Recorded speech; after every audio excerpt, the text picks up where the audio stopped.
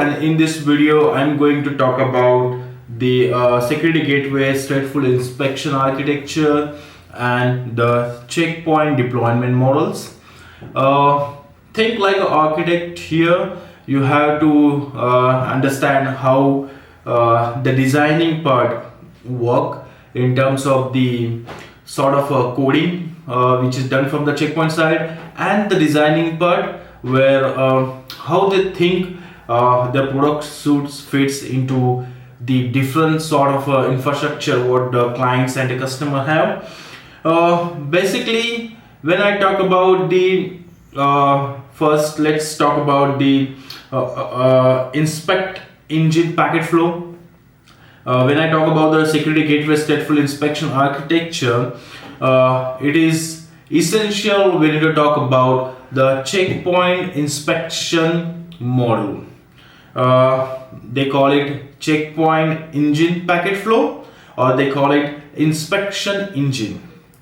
Generally, think traditional packet filtering firewall, how they works. Basically, in traditional packet filtering firewall, we need to have what they used to do. They put a rule like source IP address from where the packet is coming, what is the source of the packet.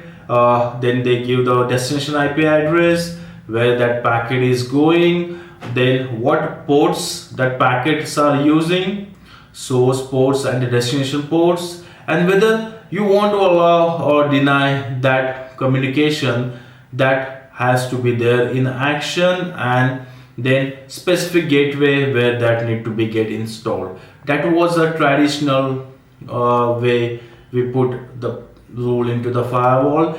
But in that sense, we need to have two rules.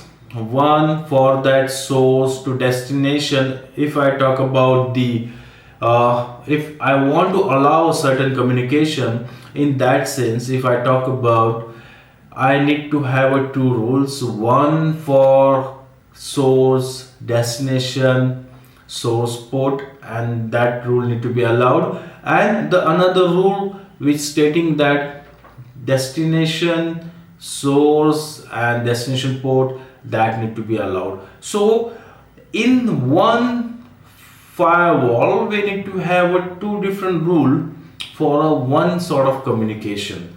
That was, we need to configure when we used to have the packet filtering firewall. But when this technology introduced called stateful inspection by the checkpoint firewall, obviously they patented that time, and they introduced some sort of intelligence here. What they did, they in the traditional packet filtering firewall they added intelligent layer where they able to capture the packet's state or whatever the context into that packet. Not only the details which are present into the header like a source IP address, destination IP address, source port, destination port protocol, not only those details, but the state of the packet and the context of the packets till the application layer, they able to capture those, and there was a need to store that somewhere, so they introduced state table, and from that state table they were monitoring those connections, and based on the connection match they were allowing that connection. I know it's kind of deep. Let me give you a simple example. In traditional packet filtering firewall, we used to have two rules for the same communication. But when I talk about the stateful inspection firewall, we need to have only one rule. The one rule will be look like source IP address, destination IP address, source port, destination port.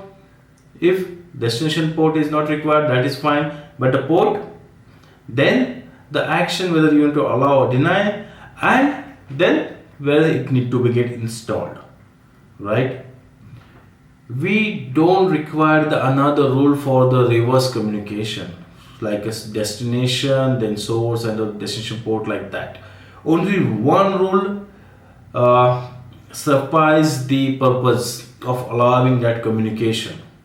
How this was the answer that they introduced this concept called inspect engine. Inspect engine, what it do, it inspect the packet.